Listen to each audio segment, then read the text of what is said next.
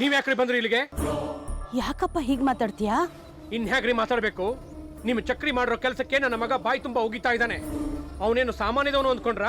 ಅವ್ನಿಗೆ ಏನ್ ಇಷ್ಟ ಬರುತ್ತೋ, ಅವ್ನಿಗೆ ಏನ್ ಮನಸ್ಸಿಗೆ ಬರುತ್ತೋ ಅದನ್ನೇ ಮಾಡೋದು. ನನ್ನ ಮಾತು ಕೇಳಲ್ಲ ಅವನು. ಇರ್ಬೋದು, ನಿಮ್ ಮಗ ಚಂಡ ಪ್ರಚಂಡ ಏನೇ ಆಗಿರ್ಬೋದು. ನಾನೀಗ ಆ ವಿಷಯ ಮಾತಾಡಕ್ ಬರ್ಲಿಲ್ಲ. ನಾವು ಬೆಳೆಸ್ಬೇಕು ಅಂತಿರೋ ಸಂಬಂಧಕ್ಕಿಂತ ಮುಖ್ಯವಾದ್ದು ಸೂರ್ಯನ ವಿನಾಶ ಮಾಡಬೇಕು ಅಂತಿರೋ ನೀನು, ಸೂರ್ಯನಿಂದ ಆರತಿನ ದೂರ ಮಾಡಬೇಕು ಅಂತಿರೋ ನಾನು, ನಾವಿಬ್ರು ಒಂದಾದ್ರೆ ನಮ್ಮಿಬ್ರು ಗುರಿ ಮುಟ್ಟೋದು ಗ್ಯಾರಂಟಿ.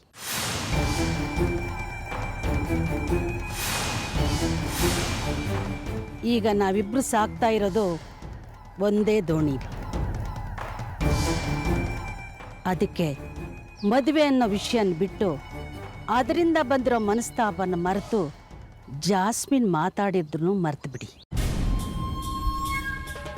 ಅವಳು ನಿಮ್ಮ ಹತ್ರ ಮಾತಾಡಿದ್ದು ತಪ್ಪು ಅನ್ಸಿದ್ರೆ ನಿಮ್ಗೆ ನಿಮ್ಮನೆ ಸೊಸೆ ಮಾಡ್ಕೋಬೇಡಿ ಅವಳನ್ನ. ಅವಳ ಪಾಡಿಗೆ ಅವಳನ್ನ ಬಿಟ್ಟು ನಮ್ ಗುರಿ ತಲುಪೋ ಬಗ್ಗೆ ಯೋಚನೆ ಮಾಡೋಣ. ಅದು ಬಿಟ್ಟು ನೀನೊಬ್ನೇ ಸೂರ್ಯನ ಮುಗಿಸ್ತೀನಿ ಅಂತ ಹೊರಟ್ರೆ, ಇಷ್ಟು ದಿವಸ ಸೂರ್ಯನ ಸರ್ವನಾಶ ಮಾಡಬೇಕು ಅಂತ ಪ್ರಯತ್ನ ಪಟ್ಟ ಅದಾಗಲಿವೋ ಅದು ಮುಂದೆನೂ ಆಗಲ್ಲ. ಅದಕ್ಕೆ ಹೇಳೋದು, ಒಂದು ಕೈಯಿಂದ ಚಿಟಿಕೆ ಹೊಡೆಯೋದಕ್ಕಿಂತ ಎರಡು ಕೈಯಿಂದ ಚಪ್ಪಾಳೆ ಹೊಡೆದ್ರೆ ಅದು ಜೋರಾಗಿರುತ್ತೆ. ಏನು ಹೇಳ್ತೀಯ?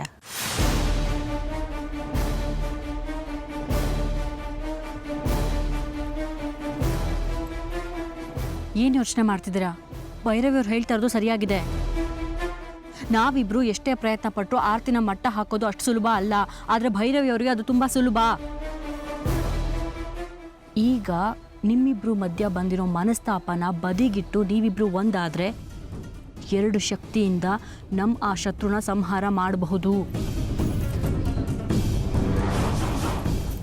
ಓಕೆ, ಮದುವೆ ವಿಷಯ ಬಿಟ್ಟು ಸೂರ್ಯನ ನಾಶ ಮಾಡೋದಕ್ಕೆ ಈಗ ನಾವೆಲ್ಲ ಒಂದಾಗೋಣ.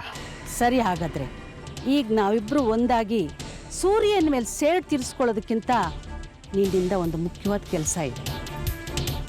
ಏನದು? ನಾವಿಬ್ರು ಒಂದಾಗಿರೋ ವಿಷಯ ಜಾಸ್ಮಿನ್ಗೆ ಗೊತ್ತಾದ್ರೆ ನಮ್ಮಿಬ್ರು ಫ್ರೆಂಡ್ಶಿಪ್ಗೆ ಕಷ್ಟ ಆಗುತ್ತೆ.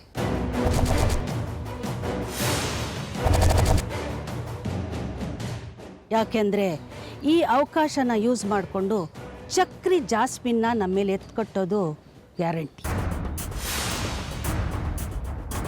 ಅದರಿಂದ ನಾವು ತಪ್ಪಿಸ್ಕೋಬೇಕು ಅಂದರೆ ರಂಜಿತು ಛತ್ರಿನ ಕ್ಷಮೆ ಕೇಳಬೇಕು. ಏನು?